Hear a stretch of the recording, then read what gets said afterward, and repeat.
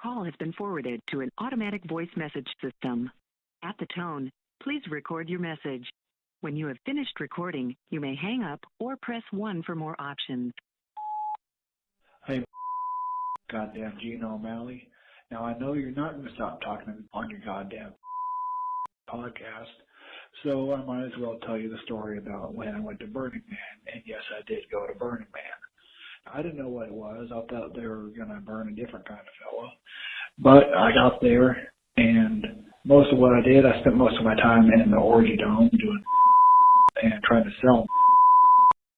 Apparently, you can't sell that Burning Man, even though you can bring all kinds of other drugs. Those goddamn hippies need to understand if they're there for freedom or not. So I was trying to sell them in the orgy dome, and they didn't like that, so they put me in Burning Man jail. Yes, they do have a jail at Burning Man. I was there, so don't call me a liar about it. I was in Burning Man jail, and I just woke up a few hours ago. Everybody else is gone, so I don't know what happened. Maybe I did too much, so maybe it was just really, really good. Anyway, Burning Man was a very wonderful and enlightening experience, and I will go back next year, Trump 2024.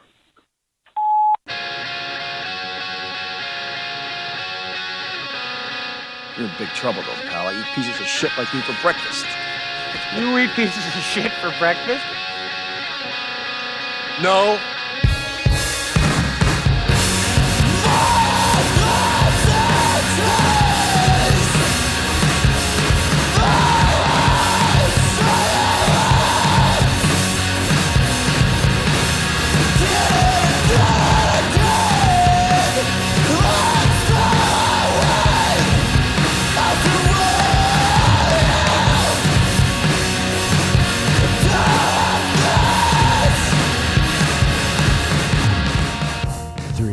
Two, one.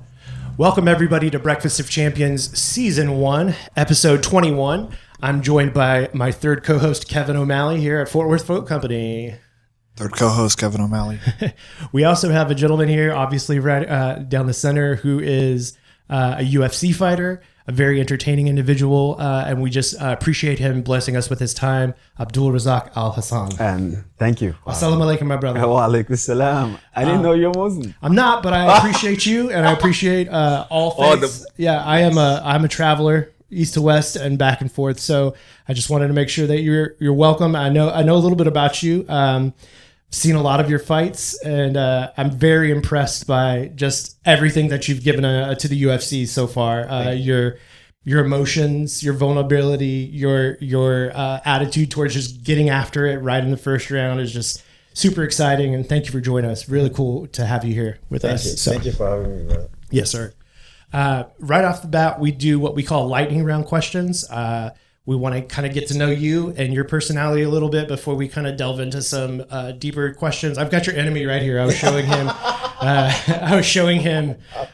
Yeah.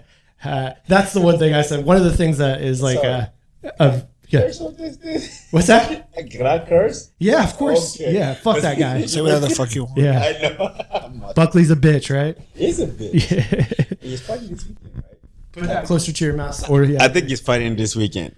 That's kind of why we brought it up, is that just one of the greatest all-time sound clips that have been chopped up is Buckley's a bitch over and over again in that press conference. So I was telling him he looks like Tyler the Creator. You know who that is? The rapper Tyler the Creator. Yeah. Anyway, lightning round questions, very, very simple. Basically, kind of introductory level questions. Let's see here. So you can see them and they're very easy. So what did you have for breakfast today? I've always wanted to ask a UFC fighter, what did you have for breakfast today? Actually, you might be disappointed. It was just toast and turkey bacon right on the drive. I just ate that and got here. That's it. Toast and turkey bacon. Yeah. Breakfast of champions, right? And eggs. But I didn't want to say this because I know if a Nigerian is going to listen to this, they're going to talk shit. Because Nigerians think we Ghanaians, we love eggs. We eat eggs with everything. Yes. So toast and you said turkey bacon, which gets into another one of my questions coming up. Do you have outside of training camp, do you have a typical breakfast routine, or do you freestyle it? Oh, I freestyle it, but if you hear my breakfast, I don't think you think I'm a fighter. My breakfast is like what you have for lunch. Okay. So I'll have the African food, like we have one called kenke or bunkum, and I'll just eat in the morning. Yeah. The most heaviest food you can eat in the morning.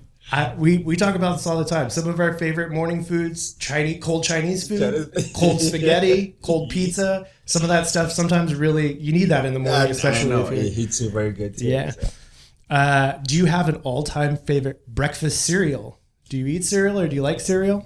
I used to love cereal. I know it's probably a guilty pleasure for you guys. Frosted Flakes. I need to sue those people. All the weight I gained in my life. From Frosted It's from Frosted Flakes and Snicker bars. Okay.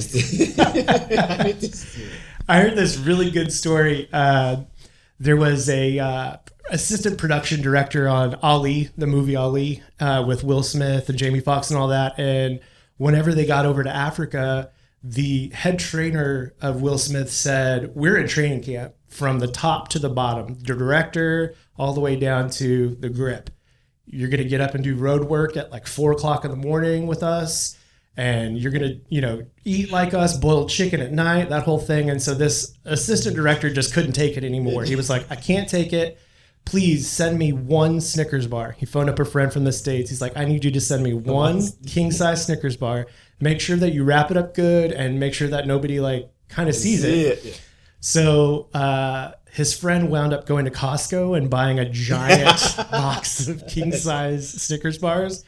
And so it made it to the set. And so before this assistant director finds out that it's made its way there, they have this meeting. And this head trainer's going in about bad apple. If there's one bad apple in the camp, it'll spoil the whole bunch. And he's like, it starts with a diet. And as soon as he said diet, he knew that guy got that Snickers bar.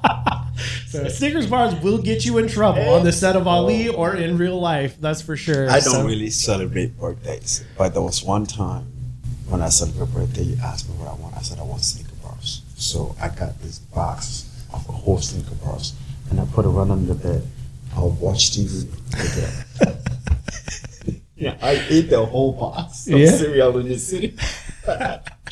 Yeah. Awesome. If you could do, if you had access to every ingredient in the world, no matter travel, because I know, like you said, you're from Ghana. Is that right? Mm-hmm. You're from Ghana. So if you have access to any ingredient in the world, no matter the price, and you wanted to build the perfect breakfast sandwich, what would you put on that breakfast sandwich? I'm a very simple guy, really. Really, besides turkey bacon, eggs, more turkey bacon, cheese, extra cheese. What kind of cheese? My wife, she's the one that buy all my cheese. So but it's this yellow cheese that she put on my eggs when I'm not on a diet. When she makes my eggs, she put it in there, and then she make me this chocolate milk. Yeah. That sounds good. Sorry, I know you're in training camp. I didn't mean to do this to you, brother. Let's move on. Let's go to, obviously, I think I know the answer to this question. Is turkey bacon trash or delicious? Oh, it's amazing. It's amazing. It's amazing. So I want to tell you a story before. Please do. I don't eat pork because I'm a Muslim, but a lot of my friends have been trying to make me eat pork. And since I love turkey bacon, they said there was the pork, I don't know what you call it. No, there's a turkey bacon, but in pork. Sausage? The sausage, but it's a turkey bacon. Oh, okay. I swear, they tried so much to make me try that. One of them almost tried. I picked it up. This should tell you how much I like turkey bacon, right? Right when I picked it up, I started eating. I realized it was not turkey bacon. Immediately. I started. Yeah. Your friends are. I know. I have horrible friends. I know, right? With friends like these. I know. What is your favorite Jean-Claude Van Damme movie, if you have one? Oh, I don't know the name, Mm-hmm. but it's the one he did the split in the, what do you call it, in the sewer. Was it Kickboxer? Yeah, is that the name? Maybe. He was. I watched this when I was little. In Africa we don't have TV. Right. So if the whole neighborhood, there will be one person that has a TV. And our houses are different in Africa. It's almost like a lineal settlement houses. Okay. So when you come out of your house, you can see all your it's almost like, you see that TV? Yes. That's another room. So when you come out, you can come out of this room. Now, this whole space is for all of us. Like a common area? Yes. Yeah. And out of that whole house, there's one person that has a TV. So every kid, all of us in the morning will go to their window and we'll open. That's how we watch Van Damme, Jackie Chan. Yeah. Wonderful. What is the worst injury that you've received, whether it's fight, training, or maybe even in a street fight? Anytime you've gotten an injury that you've maybe is memorable? I've had a lot of injuries, but the injury that is still in my head right now that pissed me off was my elbow. I was in Colorado training with one of my friends. He needed help, so I was being a body for his friends. And when he threw me, I tried to put my hand down to brace. And he still kept pushing. So I could wash my whole hand. His bone popped like that. Yeah. Oof. I can only imagine. Yeah.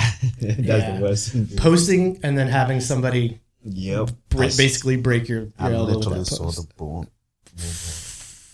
Did it just dislocate or go through the skin? Oh, it went through the... no, the bone didn't go through the skin, but I tore some few. Yeah. What do you think your best... We usually ask people, like, what do you think you see as, like, the best finishing move in the UFC? Obviously, I know you're a fan of knocking people the fuck out. So do you think that's the most satisfying is getting the knockout? For me, I think it's the most... So I've done judo all my life. Since I was almost like at the age of 8 to 10, since I was in Africa. So I love judo. Even coming to America, the whole point of me fighting started from judo. So I love throwing people. But I remember when I started kickboxing, I just started punching people. All I can think about, fuck throwing people. I just want to... It's a whole different feeling. It's nice. Yeah. I understand that for sure. Did you play any fighting video games? And if so, do you have a favorite fighting video game? Mortal Kombat. Mortal Kombat. We didn't have a lot of options back home. But there was the two games that was most popular that we still got in Africa was Mortal Kombat and Street Fighter. So you just pay somebody and they have a kiosk, they sit in there and That's what's up. Who was your fighter in Mortal Kombat? Van Damme, just like I said, I was wonderful. In Street Fighter, sorry. But in Mortal Kombat, Liu Kang. I play cheat. I just my feet. That's a question we always talk about. Are you a block or do you go for it all the time? Yeah, I just no blocking, just attack the whole time. Yep. So we delve into this this question. Do you have any thoughts on trash talking? Are there any quote unquote rules when it comes to that? Yeah. I think trash talking, it depends. For me, trash talking, the reason why I don't like trash talking, I take it serious, right? Mostly the things that I say, I mean it. Not. It's not for you're not selling fights. Yeah. So some people say it to get you riled up. I'm okay with them saying it to rile you up. But from my end, I'm thinking I'm going to murder your ass if I see you. That's right. Just from saying that shit. Yeah. It's different, bro. My theory is if you have kids, it's a little bit different. If you don't have kids, you just don't have that mentality of like attacking someone's family in that way. Exactly. When I talk trash, I talk trash to you. Right. I'm not at you. Or not talk trash about your family or your kids. Or religion or politics. Or none like that. Yeah. If we're talking trash, it's you and I. Yeah. Right? Something that I'm saying, or in a fight situation, I'm going to beat your fucking ass and I'm going to, like in a bad, if you go in there and get knocked out, at least you talk your own shit. Yeah. I don't insult You're going to make it fun looking whenever you... Yeah, exactly. You and that approach, that makes it a lot scarier for me because you're one of the nicest people I know. So if you say it, I know you're going to mean it. That's the thing. I recently watched Mr. McMahon, the Netflix documentary about the whole wrestling and that whole life. And while this is nothing like that, there are some similarities when it comes to the good guys and the bad guys when it comes to the UFC. You're definitely one of the good guys, in my opinion. I think that no matter what, like you said, no matter who you're talking about, what you're talking about, it is always a very focused, laser focused. This is my objective and only this. I've heard interviewers ask you, try to throw you off your square and go different places, but you always kind of bring it right back around to this guy, this opponent. So I appreciate that about you. The heels are the ones to me that they're the characters. They're the ones that, like you said, I think you said Joe Pyfer was really nice to you, but then you see him in an interview and he's talking all that shit. Yep. Yeah. There are people like that. Yeah. He's the heel. Yes. Yeah, for sure. Excuse me. Do you have a favorite movie or TV show or anime training montage? You shouldn't be asking me about anime. 'Cause if I'm not training, right? Or I'm not playing with my kids, I'm literally watching anime. Perfect. It's almost, you can open an anime, a famous anime or any anime, and there's 99% chance I've seen it. Really? Yes. I love that. But my favorite anime is One Piece. You cannot. One Piece. Okay. They have a great training montage in there? Not the training. The training I'll go to more like not almost, but I'll go to Naruto. Just those are the super famous hardship. ones. The hardship to realizing and stuff like that. Yeah, but One Piece I just enjoy it as in a worse situation that you think is not gonna win, you come back and win. Yeah, that's why I like One Piece. One Piece. Shout out to One Piece. And then lastly, what is your walkout song? Do you have a specific one or do you change them out? I change them. Change them up? Usually I will play like maybe same music twice Mm-hmm. and then I'll change it. I go by the feeling, how I'm feeling at that time, what's motivating me during that time. And I choose the music to go from there. Do you already have yours picked out for this side? Yeah. All right. I'm excited to hear it. I'm sure you heard it. You heard the same music from my last one. Do you think that anyone in the UFC has like a really great walkout song? Like I know that we talk about, you have Dustin usually comes out to James Brown and that sort of thing. Is there kind of like that Undertaker bell when you hear it, if you know, you know? I don't think there's one particular person that I've paid attention to. Sure. But Israel Adesanya is one person that anytime he's working out, I kind of listen because I'm like, hey, the music will be bomb coming out. Or one person is John Jones too. John Jones. Sometimes because he plays different. Sure. I just want to listen to what is. Yeah. I always think that has sort of like a theme to the camp usually. Sean O'Malley's usually good about giving this is the theme, or Israel. I mean, obviously he brings movies and feelings and moments, and that becomes the theme of the camp. So how that process has come about. For me, it's different for me. So let me say, when people see me, when I'm talking in an interview, UFC, they think I'm this. Nah. When they see me in the gym, I'm the most playful person. I'm the most talkative person. I'm the most loudest person because I want to enjoy the workout. Sure. You hear the most loudest music and African music too. I'm the type when the beat hits me, there's nothing as being tired. We don't get tired. Activate your DNA. Yes. We go until the music stop and we're like, we don't want to fight anymore. So I go with the flow. I love that. Kevin, you're a big judo guy, right? Yeah, I am. So let's talk a little bit about judo. How did you come to judo? Did you have somebody in your life that was already practicing judo, or is this just something that came to you serendipitously? Well, yes, and Kevin. Both of you. Yeah. Both of you. Okay. You go first. It would be a long story if I have to explain the reason how I got judo. Yeah. My big brother he loves martial art. How do I put it? My brother is a nerd when it comes to martial art. And also now in Africa, since the martial art, we see them on TV, but there's nobody there to teach us. So in the beginning, my brother saw Kung Fu. He started learning Kung Fu. And then because we watch a lot of Jackie Chan movie, we start telling them that shit doesn't work in real life. Don't do it. So he went to judo. Everybody loves judo. I guess because of the uniform, my brother started taking everybody in the neighborhood, the kids, his friends, and I'll tell my brother, hey, can you take me with? He said, no, he would never take me. I don't know why.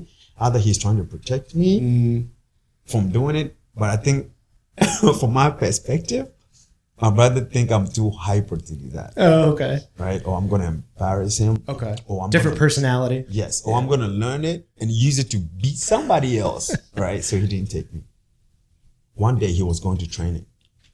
And in our neighborhood, you can hire a bicycle. You can pay somebody a lot of money and they give you a bicycle. So I hired a bicycle. While he was going, I know where he was going. Is the stadium. That's the only one stadium that we have in the whole place. So I know where he's going. So I waited for the bus that drives closest to that stadium. Mm-hmm. And I took the bike. So I sat on the bike and I hold the corner of the bus. This is an 8-year-old me, 9-year-old me. No okay. way. And then, on the highway, just. Yep. I can't imagine my 9-year-old. Yeah. Holding the back of a bus. A lot of us do that. A lot of the kids, we do that back home. So when I got to training there, I saw him training and I saw this white man, this Japanese man training them. And I waited till my brother put on his uniform and he started working out. Because I know if I walk in and he see me, he's going to kick me out. Sure. So I waited till he started working out and I ran inside. And I went straight to the white man. I was like, I want to try this. I was like, I want to do this. And I was like, really? Come on the mat.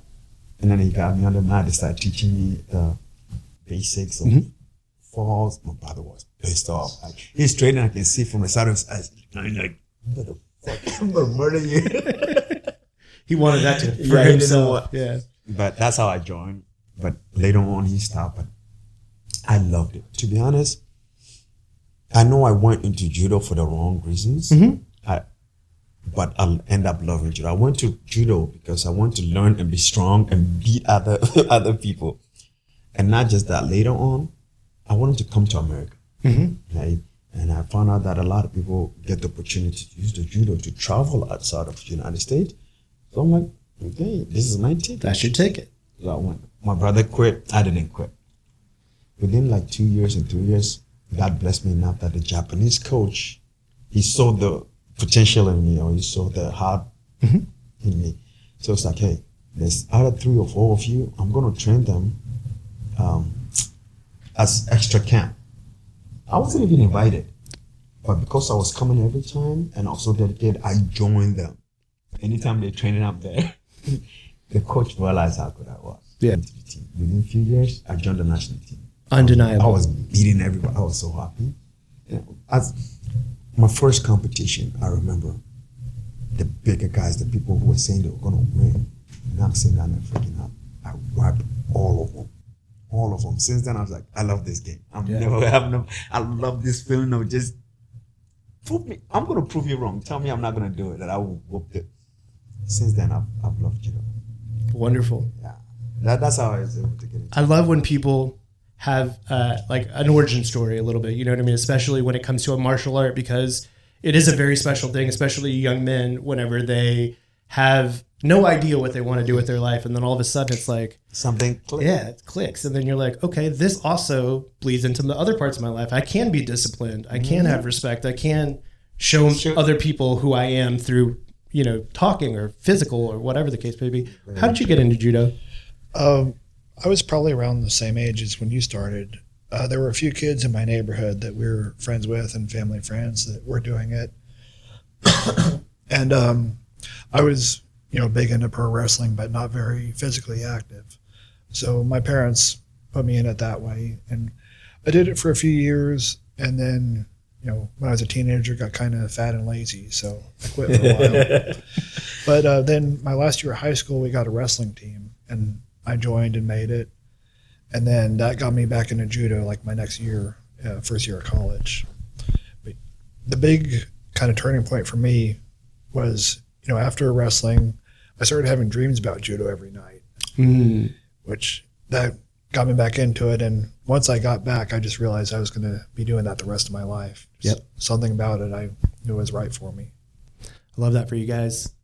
Wanted to talk a little bit about, like you said, you're from Ghana and then you came to the United States. Was there a huge like adjustment and culture shock? Obviously, you know, for you, but for other people to kind of adjust to you and your style of fighting and what you bring to the table, coming like you have this air of mystery whenever you come from another country a little bit. Oh, you mean coming, seeing the culture here? Yeah. And the culture that I live. It to surprise you, the first thing that surprised, the first culture shock for me, it to surprise you about my reply. Actually, my friend, when I moved here, I lived in a place that it wasn't much of really safe in the United States. Okay. But I didn't know that. It was North Minneapolis. Okay. It wasn't that great. Right. Right. So I think I was, at that point, I was thinking everybody, most of them. Ooh, yeah. And I'm trying to, did he just insult his mom? Or did he just, and I'm like, I almost just want to go there and smack the shit out of the Yeah. That was what surprised me the most, because in Africa, you cannot do that. Sure. Level of respect is a big one for sure. If you're walking, I can be especially walking elders, outside. right? Yes. Yeah. If I'm insulting my mom or I'm talking to my mom bad, and a stranger was walking by, he doesn't know me, he doesn't know my mom, he would smack the shit out of me because I'm insulting my mom. So when the way it should be. That was what shocked me the most, when I was like, how are they talking to their parents like that? And they're still alive? Yeah, I know. Yeah, that was the biggest shock for me. Yeah, sure. Just I always wonder about it, just because I've done a little traveling. I've been to Pakistan, Dubai, Bahrain, China, Japan. So I think that one of the biggest things is that side of the world and this side of the world need to trade places for a couple of days, because I feel like everybody would just get along so much better if we could see each other's perspectives. You know what I mean? To be honest, it was weird for me when I went to Pakistan. So when I went to Pakistan, there was a masjid. Sorry, I forgot the name. And I went to the masjid. Everybody wanted to talk to me. And it's not because I was a UFC fighter. They didn't even know I was a UFC fighter. But because I was black. Yeah. They were just coming to shake my hand. And later on, there was a how do you, sorry. No, I hope Indians in Pakistan don't insult me.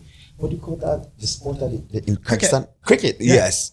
So I guess they hired a black person on the Cricket team. So when they saw me, the only black person, they thought I was, everybody just shake my hand. Yeah. You know him, right? Yeah, exactly. So one of my Pakistani friends, he realized, and then he came and grabbed me. He's like, come on, just don't stay here. Just let's go. And he pulled me over. Have you, I know you have, but can you remind our audience some of the fights that maybe you fought outside of the United States? Have you fought maybe in Europe or anywhere like that? Besides the UFC, I fought in Europe with UFC. I fought in Sweden and Ireland. But besides, if talking outside of UFC, Yeah, just anytime you've judo. Yeah. Yeah, judo. Where did judo take you around the world, I guess? A lot of world championship. I went to Mauritius for a world championship in Mauritius a couple of times. I went to the All African Games. I made it for the All African Games. That's the opportunity that opened the way for me to come to America. Sure. I qualified for the national team, and of course I lost. It's almost like an Olympic for Africans. And then I also came to the United States for the World Championship. That's when I decided I'm not going anywhere. Staying right here. I'm saying, so if you don't mind me sharing the story. Yeah, please. So the story was, like I said, I wanted to use judo to come to the United States. So any opportunity I can get, or any invitation that I can get from the United States, I want to have. So I sent a lot of emails. So when I went to Mauritius and I came back, they said, hey, you have to prepare for All African Games again. But all that time, I sent all that emails. When I went to All African Games and came back, I saw an email from the United States saying, hey, we're inviting you to World Championship in Georgia. That changed my life. My mom is at home just poor. My dad is at home. He's poor. He's sick in bed. He can't even give me a cent even if he needs it. I just went to All African Games. They just paid me $900. I've never seen $900. I've never even seen $200 in my life. This is the first time I've seen $900. I was like, nah, I'm using this money to go to America. Georgia, yeah. So I went to one of my friends and I told him, hey, I just got an invitation from the United States. I want to add you to it. So it can be like teams so we can all go together. Yeah. And he said, really? You want to do? I was like, of course. So I added his name and I went to the sports council and I told them, hey, there's a world championship in America. We want to go. You know, we have opportunity to win. They said, we're not going to pay for you. If you can pay for yourself to go there, we'll give you the invitation to help you to get the visa, but we're not going to pay for you. Okay. I mean, if I have to sell everything for my mom, somehow I'll sell it. Hustle it. So I used the money, everything I had, and then we applied for the visa. I don't want to go into the details of how it was so hard just to get that visa. By the time we finished the $900 they gave me, it's already gone. Sure. Imagine an African kid, that $900. Do you know what that $900 can do for me? Change your life. Change your family's life. I swear to God. Yeah. That $900 too. Sow the seed into your dream. Yes. Yeah. Finally, I got the visa. I don't have the money to come to get the flight. I went to my brother and I was like, hey, brother, I was given the opportunity to come to the United States, but I don't have the money to take the flight. And he said, I have somebody, I'll get you the money to go to the flight. But when you go to America, don't fucking think about coming back. Yeah, don't fucking think about coming back. When you get there, you run away. Go find a job, go do something and pay. So the guy that he talked to is almost like I would not say a mafia, but it's almost like the guy in the hood that we can borrow money from. Sure. But if you don't pay him, he's going to fuck you up. Yeah. So my brother went to him and borrowed $2,500 from him. So that means I have to pay him twice the money when I come to the United States. We came here. After the competition, we lost. Okay. I didn't care about the competition, to be honest. The competition was just... You won already. Yes. And when we got here, now this is where it get interesting. When we got here, now I'm trying to plan my escape move to run away. Mm-hmm. And I told my friend that I brought him with, because I'm the one that brought him here. And I was talking to another white woman here. She was my ex. So she was trying to help me run away from Georgia to come to Minnesota to her. But I think the coach and the manager, they realized that the two of us are trying to run away. So they took our passport away from us. But through luck, when we're going to weigh in, they ask us for our passport to weigh in since we're foreigners. When we gave them our passport, they forgot to take it back. When we got to the hotel, they told us they're going to McDonald's to buy food. Apparently, we took our bag. Another trouble showed up. We don't know anybody. It was the girl that was in Minnesota that was giving us Greyhound to come. So we went to the front desk and we told the hotel, can you please get us a taxi to take us to the Greyhound? So he's the one that got us the taxi to go to Greyhound. When the secretary and everybody came back to the hotel, when they didn't see us in the room, they went to the front desk and said, our fighters, our athletes, we don't see them in the room. I was like, oh, I just got them a taxi. They went to the Greyhound. So, dropped dime on you, huh? Yes. So they found out that we were running away. So the guy's like, hey, can you bring that taxi guy here? So he called that taxi back. And the taxi guy brought our manager and everybody to the Greyhound. And we were sitting down with him. And they showed up. I thought I was done. I was going back to Africa. They grabbed out. In Africa, if an African is watching this, you'll understand what I mean. When a cop arrests you back home, mm-hmm. the way they'll hold you, they'll put their hand in your pants like this. Okay. And then they'll hold you up. So it's almost like your toes is dangling in the air. And that's how they were holding us. Oh, really? And well, when we got to the Greyhound, there's this African lady that we were talking to. And we were telling her about Africa. And she was enjoying the conversation. She's like, wow, this. And I was like, yeah.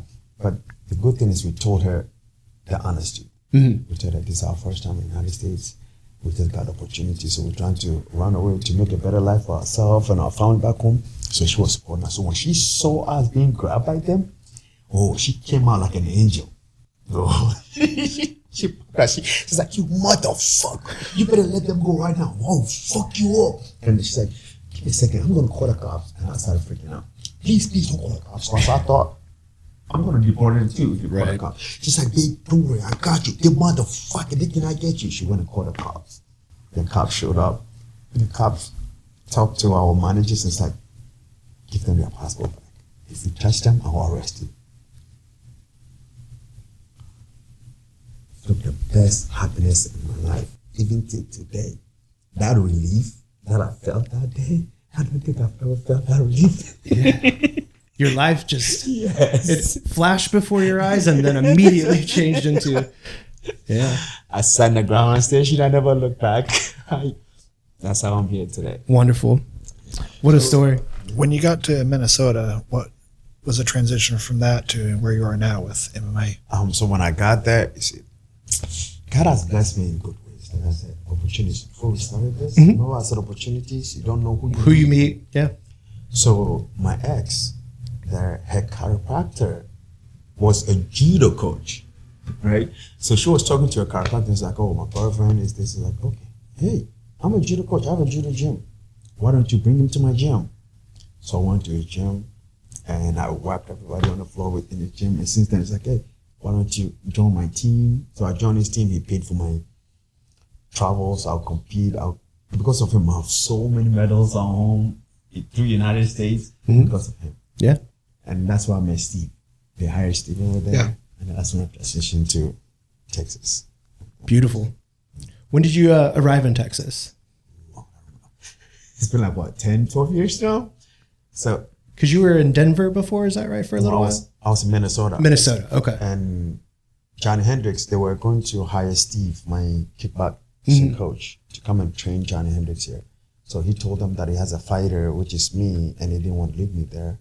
So they told him to bring me to do an audition with Johnny Hendricks. Sure. If I'm very good enough, then they will keep me. So I came, I trained with him, they liked it. It's like, okay, we'll pay you to train with Johnny Hendricks. And then since then, I never left. Perfect. Love that for you. So when you had your very first fight in the UFC, do you still remember that day? Do you still kind of play that feeling back? Yes. Yeah. Yes. What did you get an email or a phone call? It wasn't me. It was my coach, your coach. Steve, that got the call. Yeah, some crazy things have happened in my life. When I sit down and I think about, so the way I even got the contract for UFC was crazy. So I was supposed to fight Kevin Holland, and Kevin ditched. And I think they found another opponent to fight. But then at the last minute, that opponent also ditched. That's why I love LFA. Within like 8 hours, they were able to find a guy from Chicago to come and fight me on a short notice. And I beat the guy. After I won that fight, I think that was when they hired McMahon. Okay. And at that time, I have a contract in LFA, and then Bellator also contacted my coach. So I signed a contract with Bellator to fight for Bellator. While I was preparing for Bellator, UFC called. But you see what's crazy? In Bellator clause, they shouldn't let me go. Yeah. But at that time, I was also signed to LFA. So that the contract. LFA contract helped me to get I see what you're saying.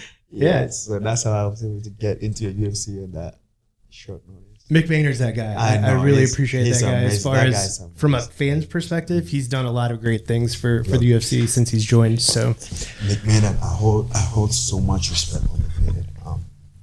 Of course, I've gone through a lot of crazy. I went through some crazy stuff in my life. Sure. A lot of people will not wait for the truth, right? When that kind of accusation happens to you, nobody will wait for the truth. Even some people that know you, they will not wait for the truth. They will just start to accuse you or think you're this kind of bad person. Stop waiting for the truth. Did he do it or not? UFC could have fired me. McMahon could have fired me. I'm like, this is McMahon emotion. Fuck.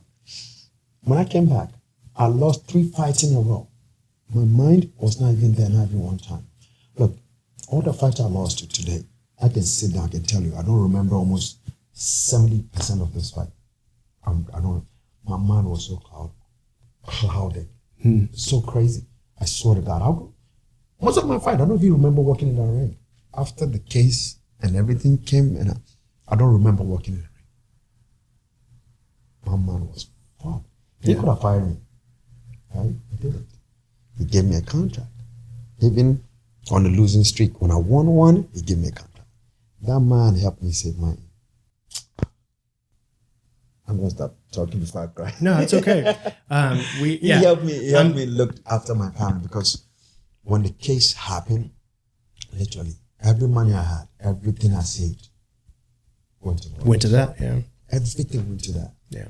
Just to prove my innocence, even though there's a video to prove my innocence. The state, they took everything away. If he wasn't the one that kept my job for me to be able to feed my family. Yeah. Thank you, Mick Maynard, for everything, but especially thank you for helping Razak during this time. So this is why when I go into the ring, mother. I saw that press conference, and that's one of the things that I do. I want to say, just from our from Breakfast of Champions perspective, you need to make sure that you know exactly what you're talking about before you start talking about people. This is a human being. This is someone who has feelings, and just because you have a YouTube channel or a Twitter page or a voice does not give you the right to falsely accuse somebody or even treat them as if they're guilty when they haven't had their due process. So I appreciate you coming through that, being vulnerable and letting people know that, my head wasn't in those fights, and that wasn't me as a person. And that wasn't, and I felt for you at that time, because you had mentioned, this goes back to you being a good guy, in my opinion. You care about how others perceive you when you walk in a room with them. And at that time, you could see the downcast and downtrodden people that, and it bothered you. And especially it bothers you when you're innocent. Mm-hmm. You know what I mean? I swear to God. So, and even the people that we're so close to, look, you almost think they know you to the back of your own hand. They know you will never do something like evil. Even then, they turn their back on you. So, but I'm happy at this age that I grew to find out that why did I care about what they think? I know me. I know I didn't do it. Why did I care? And I think because I cared so much, that was why when I came back, it hit me so hard and I lost. I couldn't even come back. Yeah. But right now, I found that. Yeah. Dude, the devil me. As soon as you acknowledged it, it was almost like it changed. And the last couple of fights, you've been mowing through people. And so you last fought Cody Brundage, which we discussed on this podcast. That was Oscar-worthy performance on his part. He tried to ditch. Man was trying to act his way into a win there for sure. I have personally slowed down that fight several times. This man did not hit him in the back of the head. There was a lot of really great shots off to the side, to the ear, even to his arm. It was like you hit his arm and his arm was hitting him. And it was like, that's your fault. That's on you, bro. The one even the corner legal, when he moved and my hand went like this, it didn't even touch him. It touched him. Yeah. So I did see a couple of interviews with your upcoming opponent, Josh Fremd. The narrative that the media is trying to point is like he's trying to get revenge for his teammate. But here's the thing. He has distanced himself from that. He's like, no, just because we're teammates, Cody's his own person. Good. To me, I think he realizes exactly what happened in that situation. He has not taken up that narrative. He is not coming for revenge for his teammate in any sort of way. He has segmented that. And has, like I said, I think that speaks a lot to the media knows who won. Even his teammates kind of know who won. You know what I mean? Because, in the old school days, if you have a teammate, you'd be like, yeah, that's my teammate. I'm coming for him, or whatever the case may be. Yeah. It's nice you told me. I really thought that's what he was going to do. I thought he was going to come out to say my teammate, I'm going to beat the shit out of you for the half of my money that I lost because you're a teammate. I thought he was going to say that shit. No. But still, he's going to get it. I think the truth has prevailed, and I think that narrative, he can't even buy into that himself to make himself believe that to get up for this fight. So, you've got a fight coming up. You're fighting Josh Fremd. It's going to be a fight night in Vegas, right? Is that right? Yes. Apex fights. Yeah, I know. What's the deal, man? I don't like it. You love a crowd, don't you? You need a crowd. You need that energy, that transference of energy. Oh man, that last fight, I've been putting the crowd in forever because since that thing happened to me, I've never fought in a crowd. Yeah. So that was the first time I fought in a crowd since all that. Oh man, I can feel that. You can feed me, let me go murder somebody. I can feel it. You know, that's why I don't like the Apex. Apex doesn't have that energy. Feed me, let me go. Yeah. Also, the ring's a little smaller. Do you have to adjust for that? Yes. Yeah. And it makes people that wrestlers feel like they can just, even if they don't have a chance, they can shoot from up there and they don't have that much of a chance to get up. Yeah. Super excited for your upcoming fight. Like I said, we're huge fans of you over here. Just who you are as a person. Just because, like I said, we see things from the craziest of the craziest. We got the Sean Stricklands and the Colby Covingtons and all that craziness, putting on a character to sell a fight. But it is refreshing to see someone who is humble, who doesn't forget where they come from, who continues to be vulnerable with their training process, their mental issues that they've gone through and worked through and come out on the other side too as a conqueror of that. So we're here because Kevin has brought us together. How do you use Fort Worth Float Company as like recovery for yourself? Man, Fort Worth Float, I swear, have helped me for a long time. Not now. My days all the way back then, I've known Kevin, and anytime I need recovery, I'm always here. I don't go anywhere for recovery per year. How do you recover here? His eyes, he has this amazing ice bath, which I cannot survive. I think I still have the video the first time you tried it. I can't believe he can do it for 5 minutes. I did it for 30 seconds and I'm dying. I did it for 3 minutes and it was 3 minutes? Who knows? I did it for the last 30 seconds or a minute. He was like, "Put your hands in the water," and I didn't. I was just like, "Oh, I can't do it." Let me tell you something. Last time I was here, I was in there and I was like, I'm gonna do 1 minute. And I started with my hands out. And Kevin was like, "Put your hands in." And I put my hand in. And then Kevin walked out. Same thing. I was like, "I can do this last minute." About 40 seconds. I was like, "No, dog, I can't do it. My hands need to be out." My hand was in. It was up like, fuck, is it cold? And then he walked away. I was like, Do you also do sauna here? I do. I love his float tank too. Oh, you do sensory deprivation as well? I just sit in there and every time I leave here, when I get home, I'll take almost like 2-3 hours nap. Anytime I finish using. You have to decompress from your decompression. I usually come here right after training. So when you're working all those knots out, huh? What I didn't do, what I should have done. Exactly, just relaxing, focus. I can see that being helpful, especially if someone such a high performer as yourself. So if you need recovery in the Dallas-Fort Worth area in any form or fashion, Kevin is always here for you. Fort Worth Float Company. He's got sensory deprivation tanks. He's got cold plunge. He's got sauna. Do you have any? You've got some really light stuff coming up. Is that right? I've got the brain tap device, which I'm still kind of testing out, but it is available to use. Yeah. Basically, what that is it's got lights that shine in your eyes and your ears that kind of mimic brain waves, and then you have like a guided meditation that goes along with all that.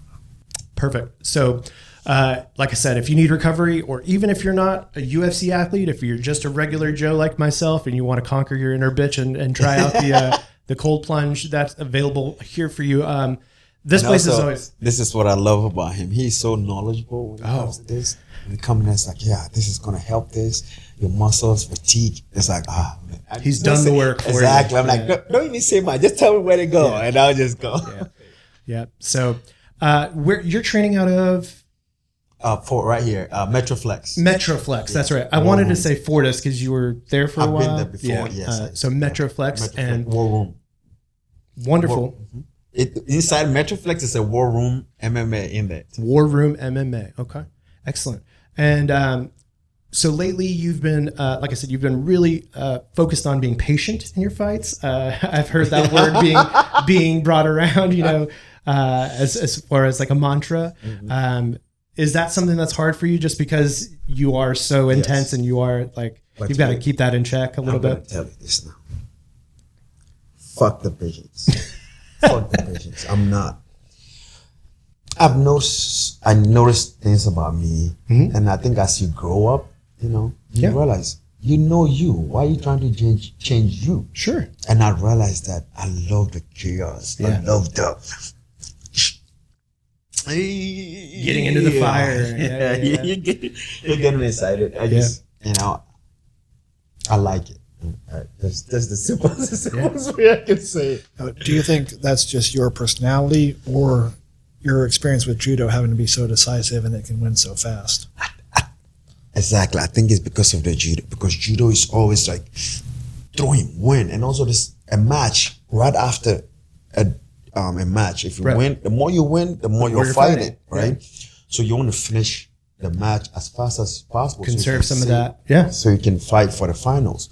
So I think the way you put it, I think is the same. And also, I think I realized something. Anytime I'm fighting patiently, my mind just fuck with me. It's like, throw, don't throw. Throw, don't throw. Why the fuck am I doing that? You're almost having a conversation with yourself. For myself, not me. Yeah. When my mind just said, let go, and everything is coming out. The hand is throwing. When the mind think it, the hand is throwing it. Yeah. Right? But when I'm patient, somebody hit me like, take your time, let him go. You get him, let him go. Yeah. Before then, it's not like that. You gonna hit me and run away? Fuck you. Yeah. When you hit me, by the time you're leaving, I want to hit you like 10 times before you leave. Right. You know? So next time, don't hit me. So fuck the patience. Yeah. No. When I go in, I'm gonna murder somebody, and then that's it. That's all I want. I think I realized when I came back, I tried some of the patience. It didn't work much for me. The part for fight, I tried that patient. It didn't work for me. Didn't work. No. So fuck that patience. Yeah. Fuck the patience. Yes. Let's see here. Lastly, I just wanted to quickly ask you before we kind of wrap up and let you get about your day. There's some perceptions of like time being either slower or faster in the ring, considering fighters. How do you feel? Do you feel like that 5 minutes is actually 5 minutes? No. I think it's any sports. If you're in it, 5 minutes doesn't feel, especially if it's intense. Yeah. Right? If it's intense, in judo, when I have 5 minutes, if I can stall, I know how to stall and look at the time because the time is big right there. In MMA, even if you want to stall, you have to look at the time. You have to search for it. Yeah. Yes.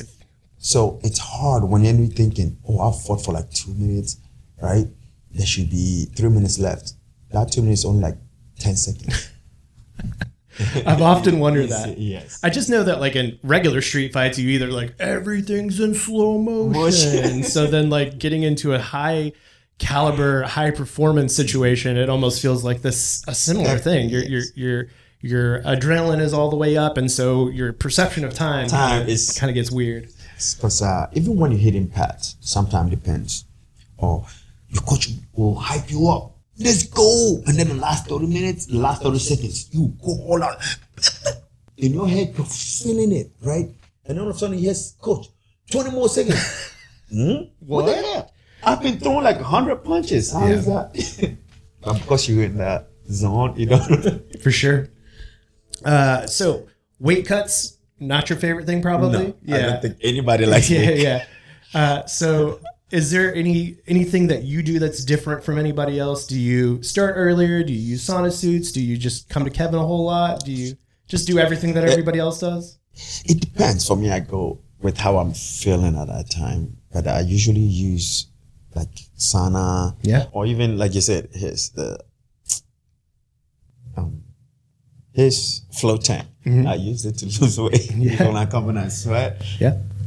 To help lose the weight. So for me, it's more like I eat less than last week. I just also like that. You taper your diet a little bit. The reason I also like that, it put my mental in a whole different state.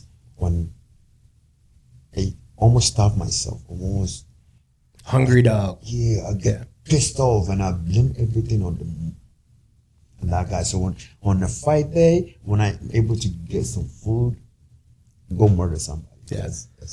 That's another question I've always wondered. What do you eat after you're done cutting weight? Like, is there, does your brain just go in overdrive and you're like, please give me something?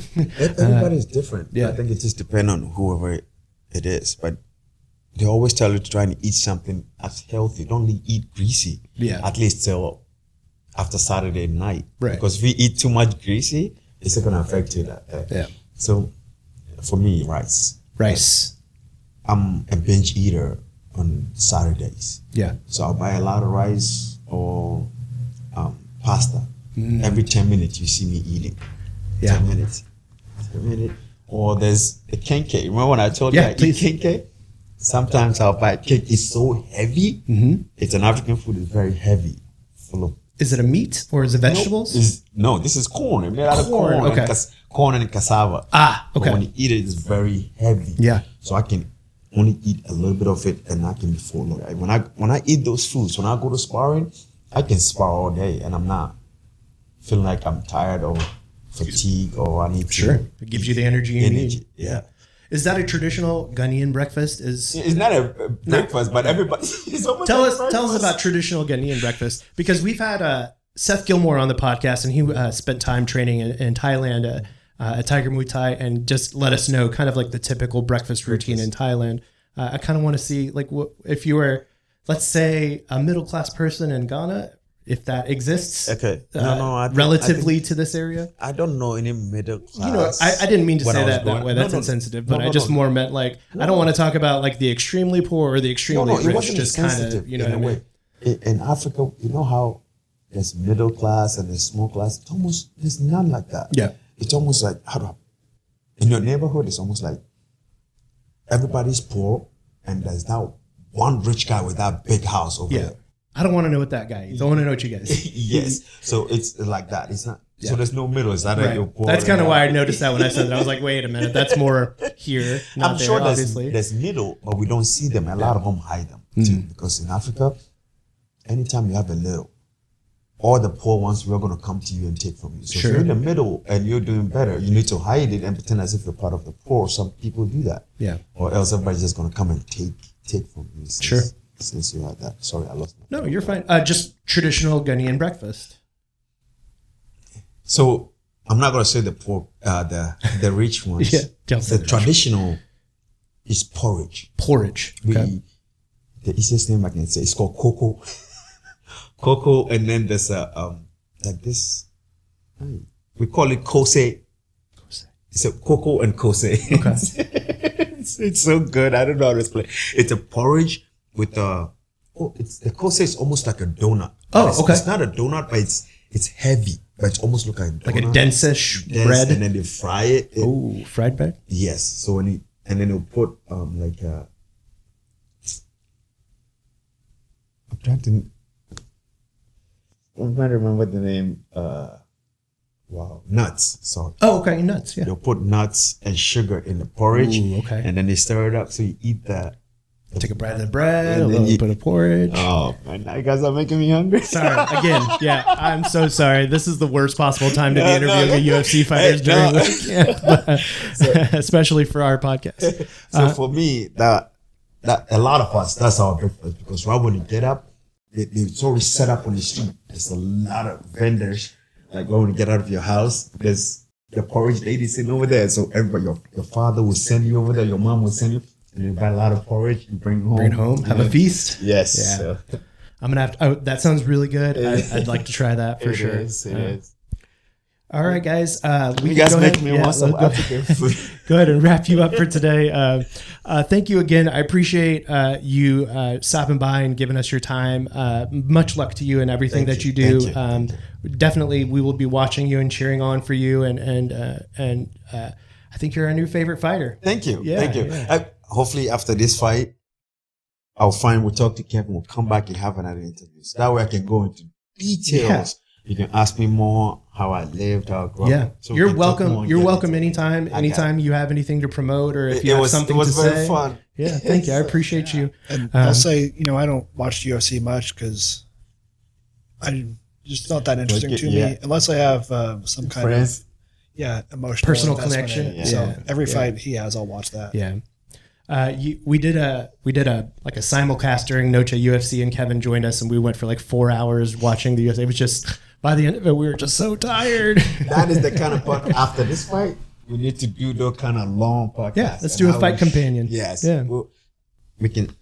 I've never shared, like, I was doing a podcast for myself, like a self podcast to talk. Sure. So I was gonna share a little bit of my story. Yeah. Right. On it. On my video, but I feel like it would be nice, like sharing with people, sitting down instead of me just sitting down and talking. Yeah, Because even the story I told you about going to All African Games, if I told you the stuff that happened. The full story? Look, I was sitting in a kiosk, like they say it like this, with my back. And there's a drunkard driving, and he drove right into a kiosk. No way. He run me over inside the kiosk. In the middle of you trying to compete? No, I was sitting down. I was actually praying. Oh. And then in a car, he took somebody's car, and he drove the car right through this store, and he hit me. I was under the car like this. Good Lord. You see this, and I had one huge one right here. Still have the road burns. I had all this scar when I was qualifying for All African Games. It wasn't a scar. Fresh. So this is what I did. Before I went to the competition, I took some old clothing and I ripped them. And then I tied them on my thigh. I tied one here and I tied one here. I told myself, don't look. Go and fight. I fought my whole match until the finals. I finished and then I took my gi off. When I took my gi off, you see this? The whole skin has peeled off. You can literally see my white flesh. My whole white, especially this corner. It went so deep, the blood is just... Goodness. I didn't give a shit. I'm going to All African Games. I'm going to make $100. Yes. Yeah. I will cut and make the $100. Yeah. We'll talk more, hopefully. Can't wait to talk about that again. Thank you very much for joining us. If you have any questions, comments, or concerns, we have a phone number. It's 682-294-0101. I was awoken this morning to a Gene voicemail, so that will be right at the top of this podcast. So if you know and love Gene, he's checked in with us this morning. We also have an email address. It's breakfastofchampspod@gmail.com. We're also on social media. Once again, thank you very much. Razak, is that what you would like to be addressed as? Razak. Razak. I figured that. I've seen and heard a lot of people. Thank you, Razak. I appreciate you. Thank you for opening up your Fort Worth Float and being the third co-host today. Give us a call if you need something, and we'll see you next week. Bye-bye. Bye.